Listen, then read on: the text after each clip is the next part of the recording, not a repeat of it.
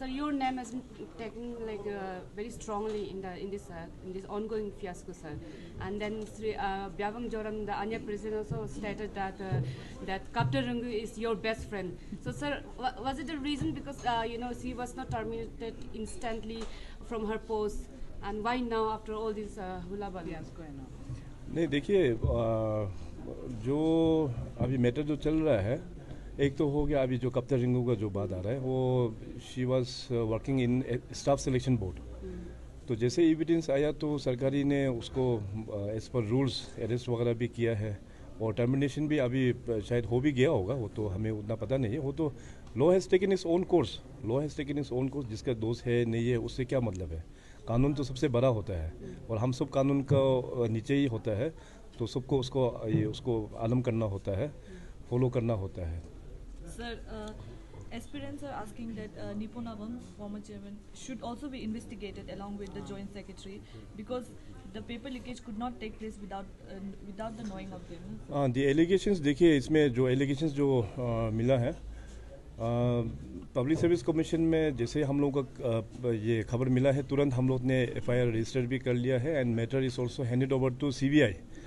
तो CBI उसमें एक पार्ट देख रहा है और SIC भी उसको देख रहा है। तो अभी तक शायद अराउंड 25 जैसे अरेस्ट हुआ बोल के ये खबर मिला है।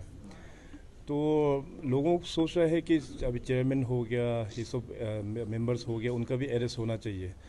तो इसमें देखिए ऑलरेडी मैटर जो है अभी इन्वेस्टिगेशन में है, तो जिन का नाम आएंगे definitely law will take its own course. वो जिसका भी नाम आएगा वो तो अरेस्ट होना ही है। तो आप अंडर किसी ने एलिगेशंस कर दिया बोल के आप तुरंत उसको अरेस्ट तो कर नहीं सकते, आपको एविडेंस भी तो चाहिए। तो law will take its own course, थोड़ा पेशेंस रखिए। अभी CBI is working on that, SIC is working on that, definitely वो तो जस्टिस मिलेगा लोगों को। Sir, is there any talk on bringing up a concrete solution regarding for the agri candidate, because ये तो इन्वेस्टिगेशन तो चालू हो रहा है, बट देन अगर आप कैंडिडेट को देखें तो उनका अमंग द कैंडिडेट में भी बहुत डिवाइड एंड रूल हो रहा है, बिकॉज कोई लोग कुछ हद तक प्रीलिम्स क्लियर किया है, कोई लोग नहीं किया है, तो उसमें बहुत ज़्यादा डिस्प्यूट हो रहा है अमंग द कैंडिडेट भी। बट देन ये इन्वेस्टिगेशन होते रहेगा तो फिर उन लोगों का बीच में भी डिस्प्यूट पैदा हो रहा है, तो क्या नहीं देखिए इसमें अभी जो अनफॉर्चुनेटली जो पेपर लीक जो हो गया है उसमें हमको पता है कि खास करके जो एस्पिरेंट्स लोगों को काफ़ी हर्ट हुआ है, और हर्ट डेफिनेटली होगा भी।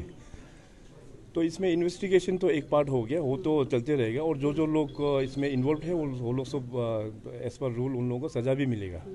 तो ये एक पार्ट हो गया। और दूसरा पार्ट जो हो गया कि गवर्नमेंट इज़ ऑल्सो अवेयर कि जो इनजस्टिस हो गया है, और लोगों को अभी एस्पिरेंट्स लोगों का अभी कैबिनेट में हम लोग ने अभी एज भी हम लोग बढ़ा रहा है। Earlier actually it was 35 only, तो हमारा टेन्योर में मैंने 2 साल बढ़ा के 37 ईयर्स कर दिया था। तो उस 37 को भी अभी 3 साल और हमने एक्सटेंशन करके अपना ST लोगों के लिए 40 ईयर्स भी कर दिया है। तो अभी बोर्ड को हमने कहा है कि जब से ये घोटाला हो गया है पूरा ओवरहोलिंग हम करेंगे। चेयरमैन और मेंबर लोग ने एक मेंबर को छोड़ के बाकी लोग ने रेजिग्नेशन सबमिट कर दिया है, सेक्रेटरी चेंज हो गया है, और ऑटोनोमस बॉडी है पब्लिक सर्विस कमीशन, वहाँ के जितने भी जो स्टाफिंग भी जो था वो उनका अपना ही ये उसका अंदर ही था, ऑटोनोमस पब्लिक सर्विस कमीशन का ही स्टाफ लोग था। तो उसको भी हम लोग ने चेंज करते हुए उसको मर्जर कर दिया सिविल सेक्रेटरीट के साथ में। तो स्टाफ भी पूरा नया पोस्टिंग होगा, और चेयरमैन और मेंबर के लिए ऑलरेडी एडवर्टीजमेंट भी निकल चुका है, शायद दिसंबर 12 तक का टाइम दिया है। तो जो लोग इंटरेस्टेड है वो लोग फॉर्म फिलअप करेंगे, और अकॉर्डिंगली सिलेक्शन होने के बाद जितने भी जो एग्ज़ाम्स जो अभी रद्द किया गया है उसको तुरंत फिर दोबारा उसको एडवर्टीजमेंट किया जाएगा, और एज भी हम लोग ने एक्सटेंड कर दिया है अभी। तो इसलिए मेरा अपील हमारा जितने भी जो एस्पिरेंट्स है अरुणाचल के, हम ये अपील करेंगे कि आप लोग अपना प्रिपरेशंस आप लोग शुरुआत कर दीजिए। कानून जो है अपना काम कर रहा है, उसमें आप लोग ज़्यादा फोकस ध्यान नहीं देते हुए आप लोग दोबारा फिर अपना प्रिपरेशंस आप लोग शुरुआत कर देना चाहिए। सर, ये APSSC फियास्को जो है बहुत टाइम से चल रहा है, और अभी एज एन ऑटोनोमस बॉडी आपने जैसे बोला, और आपने जैसे कहा कि वो जितना वहाँ का चेयरमैन जो है, जितना बॉडी है एपेक्स बॉडी जो है वो वापस चेंज होके आप लोग वापस री-इलेक्ट करेगा सर। तो how can we trust them again, because इतना सारा फियास्को, इतना सारा कन्फ्लिक्ट्स होने के बाद sir how can we guarantee? नहीं डेफिनेटली वो तो suggesting कि APPSC should be under UPSC guidelines now. Sir ऐसे भी कुछ कहने को आता है, and instead of including that sir एक पैन स्टीयरिंग मूवमेंट कमेटी ने एक 14 पॉइंट्स मेमोरेंडम निकला था, उसमें से एक ये भी था कि विस्टल ब्लोअर एक्ट का थ्रू ग्यामर पादांग को कुछ करना चाहिए। तो सर इसके बारे में आपका क्या विषय है? What is your perspective on that? देखिए, इसमें अभी सबसे पहले तो हम लोगों को ट्रस्ट तो होना ही पड़ेगा। अब मान लीजिए कोई बीमार होता है, मेडिकल जाता है, कोई पेशेंट गुजर भी जाता है, मगर जब ट्रस्ट जो है डॉक्टर्स के ऊपर में रखना पड़ता है हम लोग।